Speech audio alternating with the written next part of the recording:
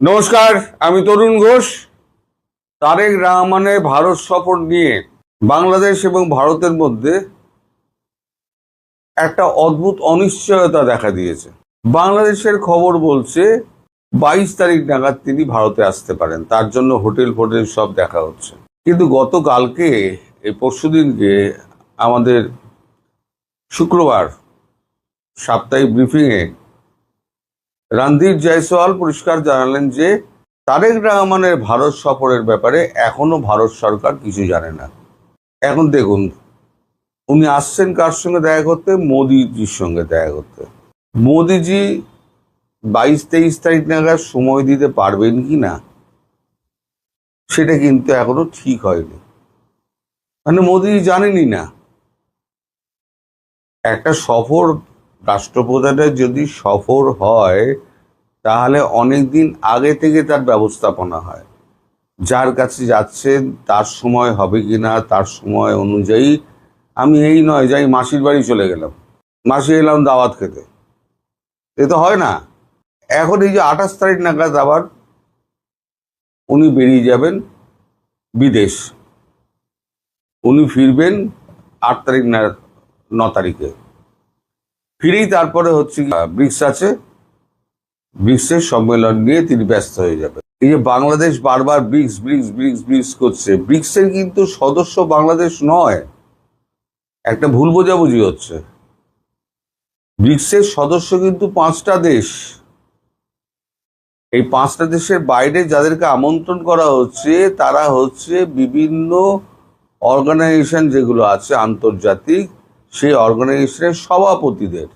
তার মধ্যে বাংলাদেশের সভাপতি, বিমস্টেকের সভাপতি হচ্ছেন এবছর তারেক রহমান, মানে বাংলাদেশে। এখন সেই হিসেবে তাকে ডাকা হচ্ছে। তিনি ব্রিক্সের কেউ নন কিন্তু। ব্রিক্সে যাবেন না, ব্রিক্সে যাবেন না। ব্রিক্স হচ্ছে একটা মঞ্চ, সেই মঞ্চে সবাইকে ডাকা হচ্ছে।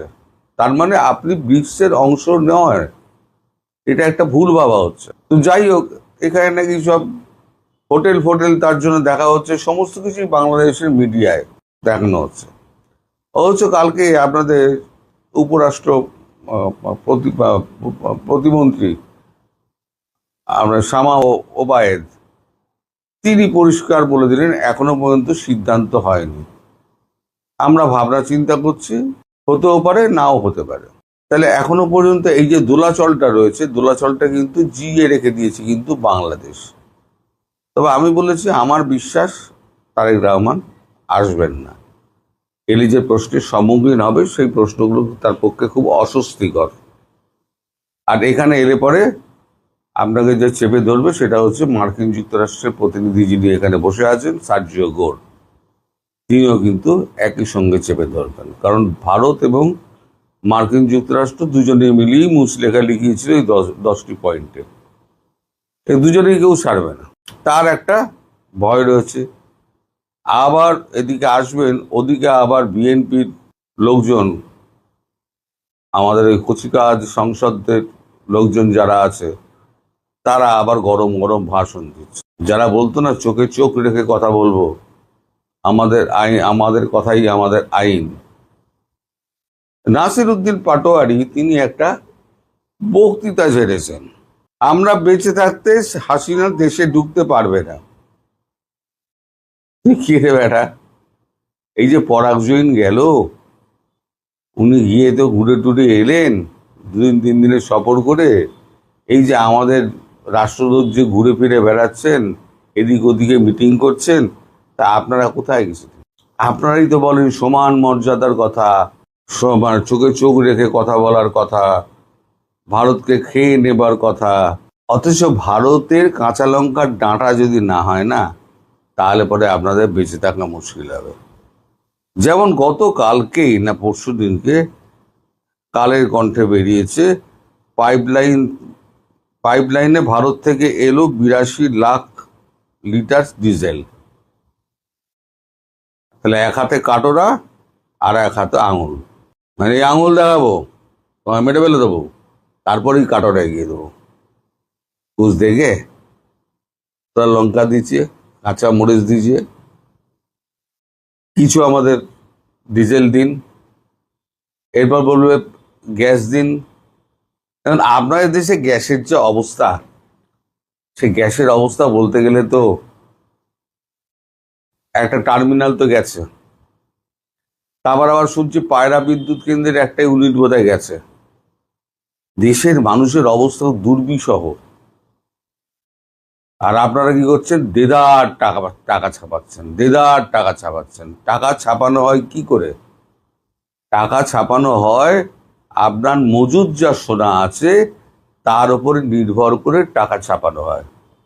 এখন বাংলাদেশের মজুদ সোনা কত আছে আমি বার করেছি।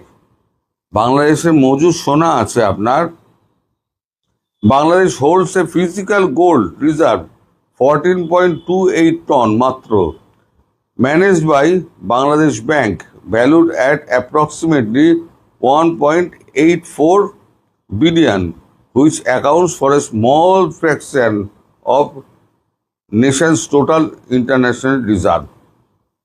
1.84 billion, আর আছে গো 14.28 টন।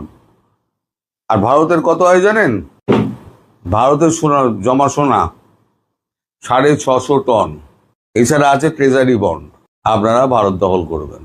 আপনারা নিজেদের অবস্থা জানেন না। আপনারা গুগল ঘেটে দেখেছেন যে আপনার কত সোনা আছে?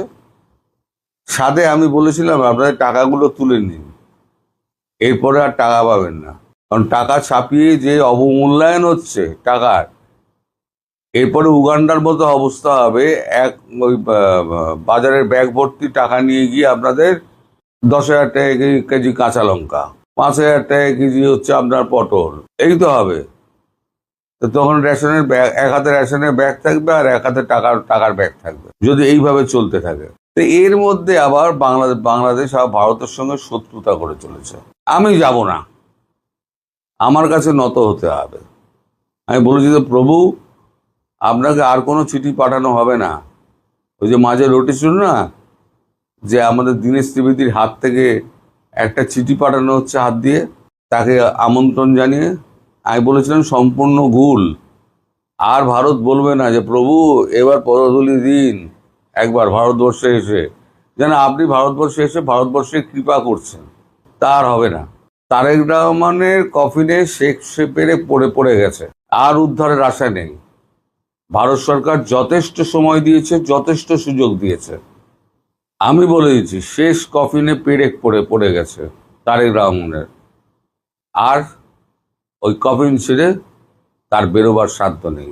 তার লন্ডনের টিকিট যত তাড়াতাড়ি কাটে সস্তায় পেয়ে যাবেন। আজ হোক, 2 মাস 4 মাস বাদে হোক, লন্ডন তাকে ফিরতেই হবে। আর বাকি যে ছুটকো ছাটকা আছে সব করা দেখবেন হাওয়া হয়ে যাবে। তো ভবিষ্যতে রাজনীতি খুব ঘোলাটে।